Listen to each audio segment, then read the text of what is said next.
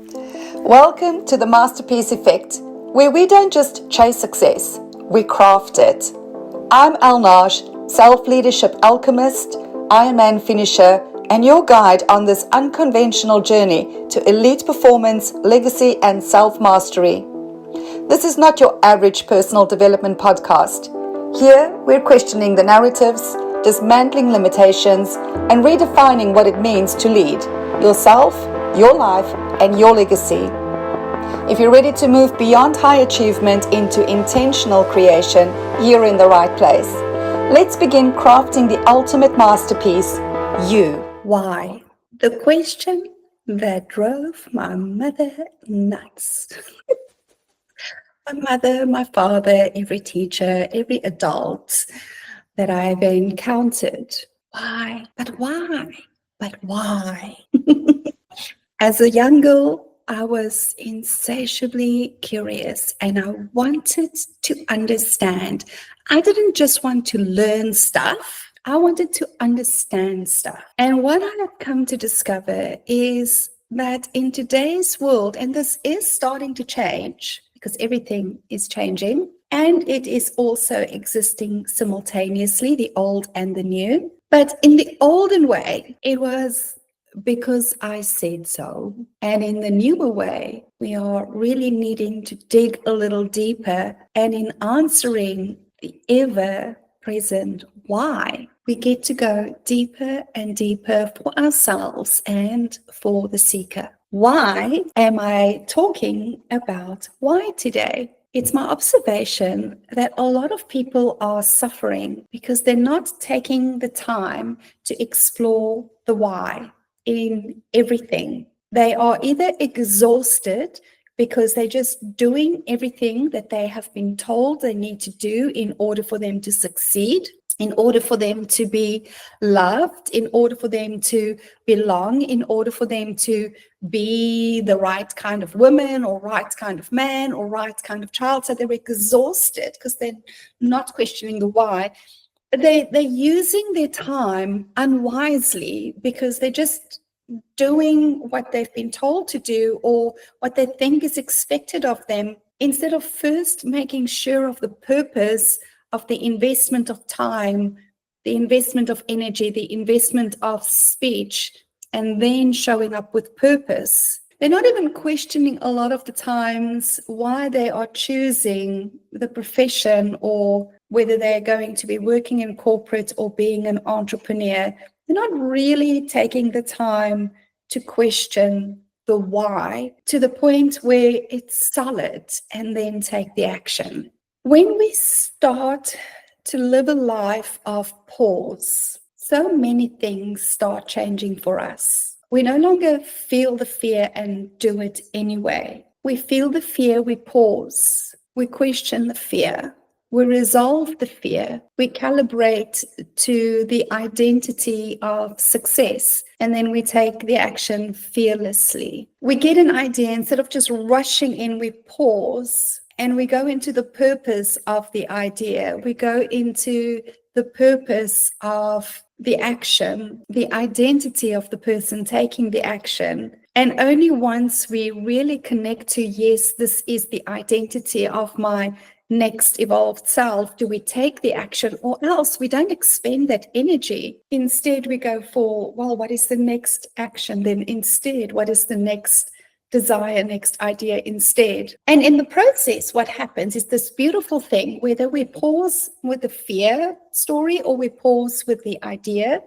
When we live the life of the pause and calibration before action, we find that we start taking way less action with way better outcomes. And when I say better, I don't want to judge the sucky outcomes because they give us great feedback and have immense purpose. So I don't want to say that we never want to experience the contrast, because that's not true. But when you're at an age where you want to have a nicer experience, an easier, more fun experience in life, and you start creating from the pause, you just have nicer outcomes. Quite frankly, it's a little bit more fun for us. And we have so much more energy because we're not expending it on massive, exhausting actions the way that we used to,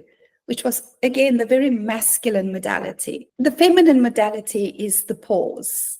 The feminine modality is the introspection. The feminine modality is operating from knowing and claiming the purpose of the action, the purpose of the identity, the purpose of the creation. We have to be willing to ask the why in the uncomfortable pieces as well. Let's use entrepreneurship. My observation in the past 30 years of being an entrepreneur started in restaurants and then recruitment and then found my passion in life coaching is entrepreneurship has very much been glamorized, and everybody wants to be an entrepreneur because they look at some of the entrepreneurs and go, oh my God, they're having so much fun, they're making so much money, look at them, it's all luxury and fun and shenanigans and bliss, and oh, yes, that's what I want to do. It's a little like ballet, isn't it? When we were little girls and we would watch the ballerinas on stage, it's like, oh my word, I want to be a ballerina. So pretty. The swan.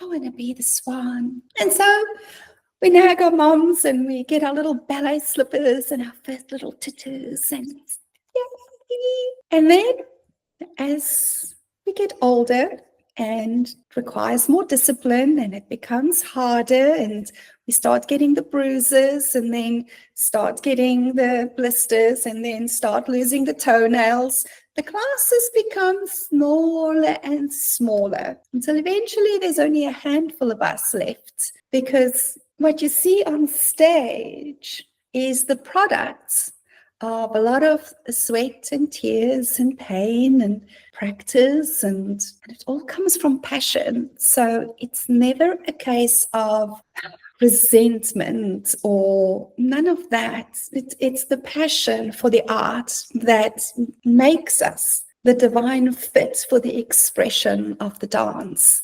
Entrepreneurship is pretty much the same. It looks one way. You see the expression of the art. But there are those of us who have a genuine passion for the art of entrepreneurship and business. And so the crying and the heartbreak and the tough times and the stress, all of those things are experienced not as a detracting of the love of entrepreneurship. It's just part of the experience. We like it a little messy, quite frankly, because it gives us the challenge, the thing to get our head around, experiment a little bit more. And then there are other people who thought that this would be one way, and then when they experience it, they're just suffering. But now they don't want to look the fool, so they would just rather suffer for a long, long time, never having questioned, why do I want to be an entrepreneur? Really, why do I want to have my own business? Now, I'm also going to say that it's been my experience in working with a lot of entrepreneurs over the last 2 decades that the ones who first had the thing that they wanted to express into the world, and that was such an important thing for them, their why in their product or service was the leading step into the journey. They tend to be more successful over the long run than people who just don't want to work for somebody else, and so they have to find something. Now, your experience could be different. I'm just saying this has been my experience with the clients that I attract into my world.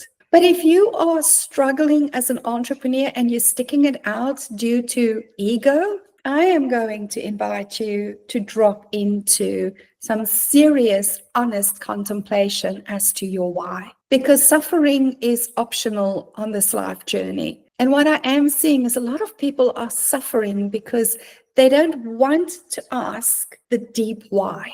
And the only reason you wouldn't want to ask the deep why is ego, and not the good ego, the damaging ego, the one that keeps you in Groundhog Day existence. So where are you not asking the right whys, the deep whys? Why is this important to me? Why do I want to do this?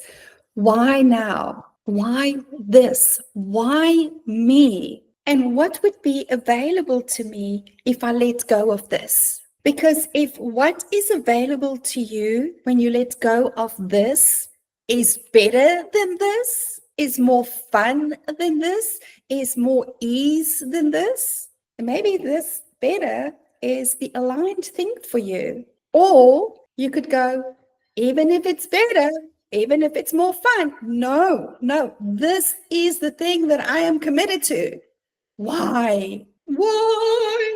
And then be okay with that. But if you get to this point and you look at the other of what else would be available to me, and that truly is better, more ease, less stress, more fun, more collaboration, more connection, more, then maybe it's time to give yourself permission to just let go of whatever it is that you have been struggling with. Because I don't believe that we came into this world to struggle and suffer. Yes, I do believe that we are here to grow. Yes, I do believe that we are here to create. And sometimes we get a puzzle and we're like, I just can't figure this out. And there's nothing wrong with that. But struggle from suffering or suffering from struggle, that's not okay, my friend. That is optional. That comes from a belief that you have to prove yourself. And what if you didn't have to prove yourself? What if instead you just got radically honest with yourself about what it is that you truly desire to have in this life?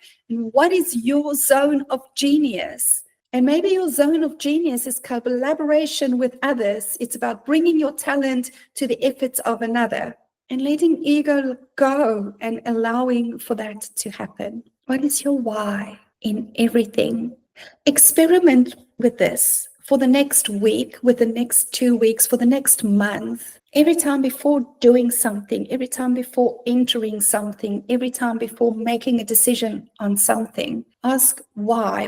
What would be the purpose of this? And if it has no purpose, freaking reclaim your time by not wasting it with stuff that has no purpose, because that's just insane as well, isn't it? What is your why? Let me know.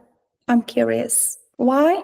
Because you matter to me. And if these conversations are supporting you in greater and greater clarity and reclamation of self, that is why I'm doing this. Let's co-create your most brilliant why. That's it for today's episode of The Masterpiece Effect.